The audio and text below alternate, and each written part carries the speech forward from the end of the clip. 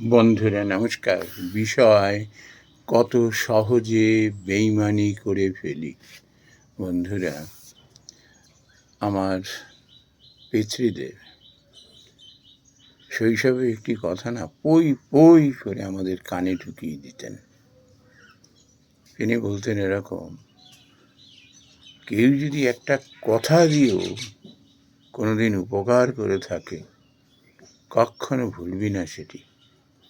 দেখবি ভবিষ্যতে তোর তাতে উন্নতি হবে, তোকে পিছন ফিরে তাকাতে হবে না।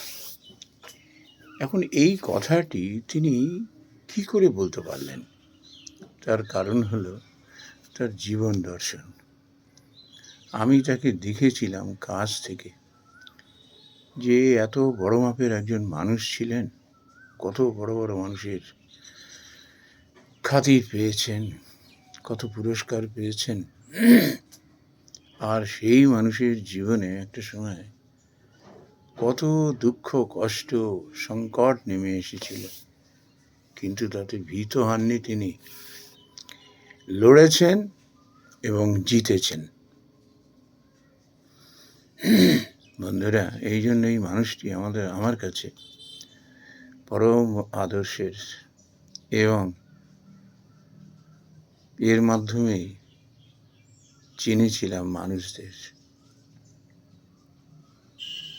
বন্ধুরা, আমরা কত সহজে বেইমানি করে ফেলি।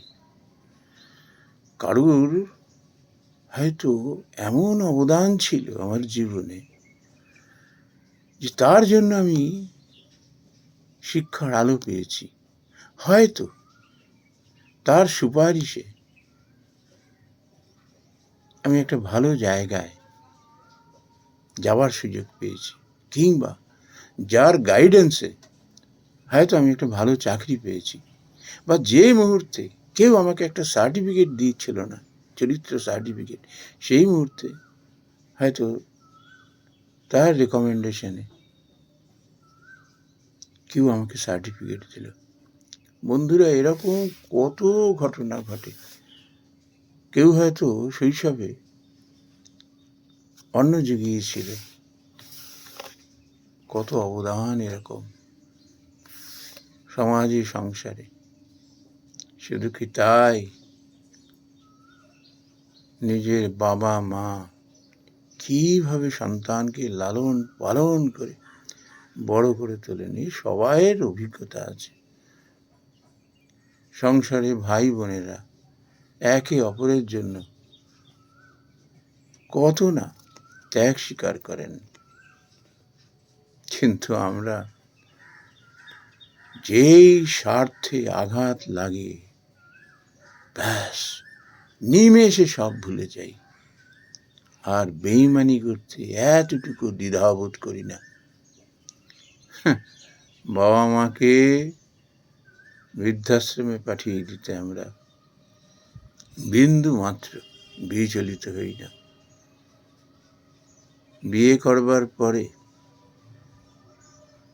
তার পত্নী এসে পরামর্শ দিল, তাকে আলাদা করে দাও। এই পরশুদিন একটি ঘটনা, ছেলে বিয়ে করেছে, তারপর মাকে আলাদা করে দিয়েছে। মা এই বৃদ্ধ বয়সে কোথায় একা থাকবে, সে বিষয়ে তার বিন্দুমাত্র চিন্তা নেই। তো জামাই তাকে একটি ঘরের ব্যবস্থা করে দিয়েছেন, তাকে একটু দেখাশোনা করেন। এই তো অবস্থা হয়ে দাঁড়িয়েছে। বন্ধুরা, শিক্ষক মশাইরা কিভাবে ভিত তৈরি করে দেন, আমরা ভুলে যাই।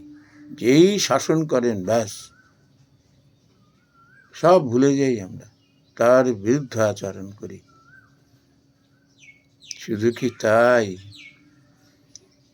যখন কারুর অন্যায় অবিচারের প্রতিবাদ করতে গিয়ে সাধু সন্ত মহাপুরুষদের যখন বাক্য উপদেশ স্মরণ করিয়ে দেই, তখন সেই সাধু মহাপুরুষদের পর্যন্ত গালিগালাজ করতে থাকে। তাদের ভ্রান্ত প্রমাণ করতে উঠে পড়ে লাগে। তো দেখছি হামেশা হামেশা দেখছি এদের কর্মফল কি করে এড়াবে।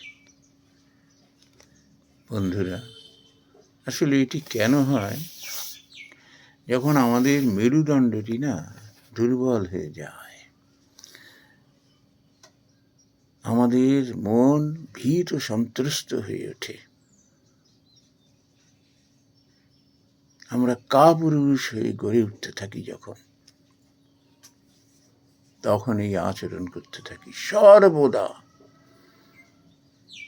নিজে সুখে থাকবো বলে অন্যকে অসুখী করে তৃপ্তি পাই, অন্যকে উদ্বিগ্ন রেখে আমরা নিজেরা নিরুদ্বিগ্ন থাকতে চাই।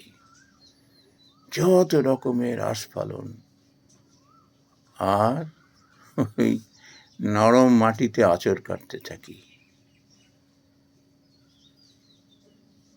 বন্ধুরা, আমাদের এই অধঃপতনের মূলই হল স্বার্থপরতা। এই স্বার্থপরতা মানুষকে কুরে কুরে খায়। যত রকমের বদ গুণ তার মধ্যে এসে ভর করে, সে ত্যাগ করতে শেখে না। সে অন্যকে নিজের মতো করে ভালোবাসতে শেখে না। নিজেকে ছাড়া সে অন্যকে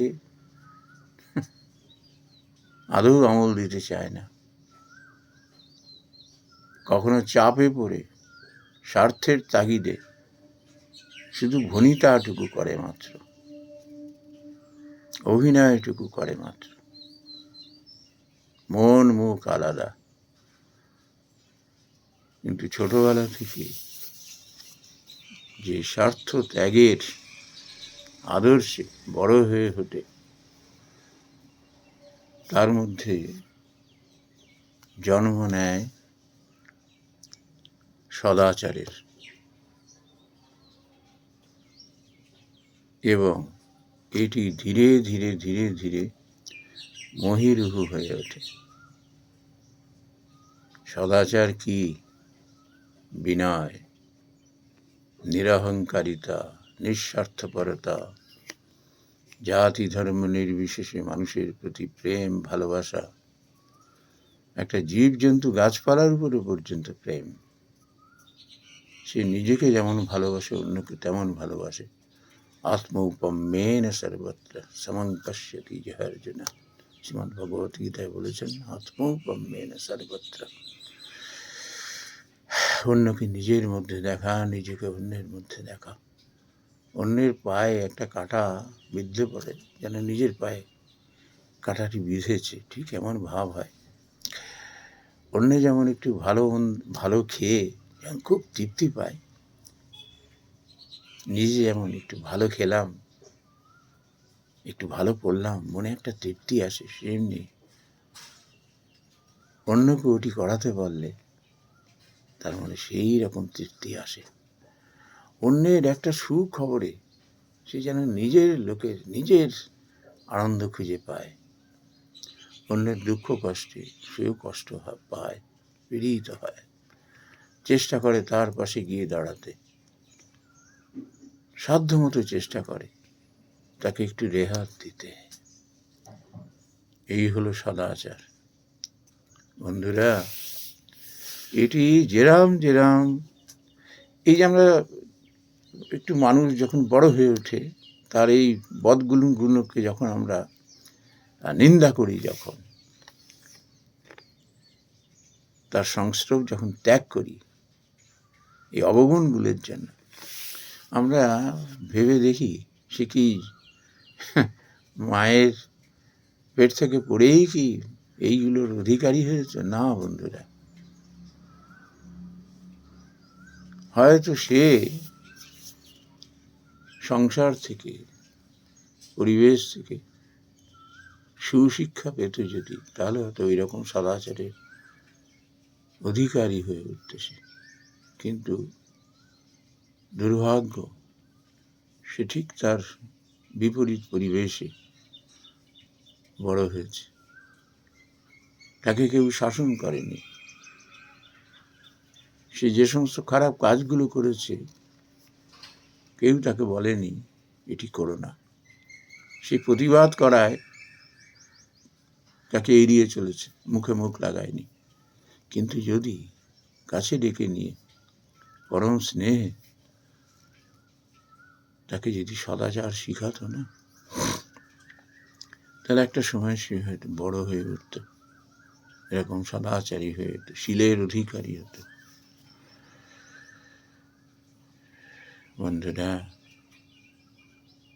আমরা যখনই বেইমানি করি মানুষের সঙ্গে, নিজেকে একবার আত্মবিশ্লেষণ করে যদি আমরা দেখতে পারি না, আমাদের অনুশোচনায় না শরীর মন দগ্ধ হতে থাকবে।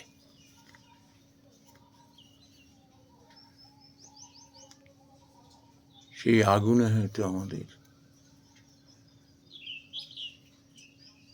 এই স্বার্থপরতার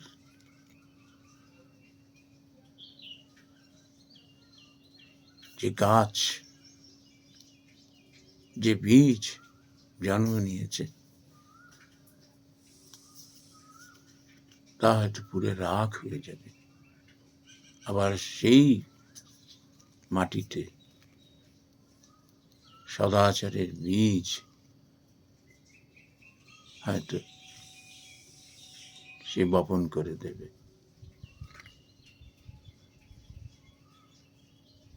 বেইমানি করা মানেই হলো কর্মফলকে আরো বাড়িয়ে দেওয়া। এইটুখানি কর্ম তখন বিশাল আকারে তার কাছে ফিরে আসে। কেউ এড়াতে পারে না, কেউ এড়াতে পারে না। সমাজ সংসার থেকে, নিজের মানুষের কাছ থেকে পর্যন্ত সে আলাদা হয়ে যায় তার এই বদ গুণের জন্য। বেইমানি করতে নেই। আমার পিতৃদেবের এই কথাটি আবার স্মরণ করি, এই জীবনে যদি কেউ একটি কথা দিয়ে উপকার করে থাকে তোমার ভালোর জন্য, কখনো সেটি ভুলে যেও না। ওটি তোমার উন্নতির সোপান। নমস্কার বন্ধুরা।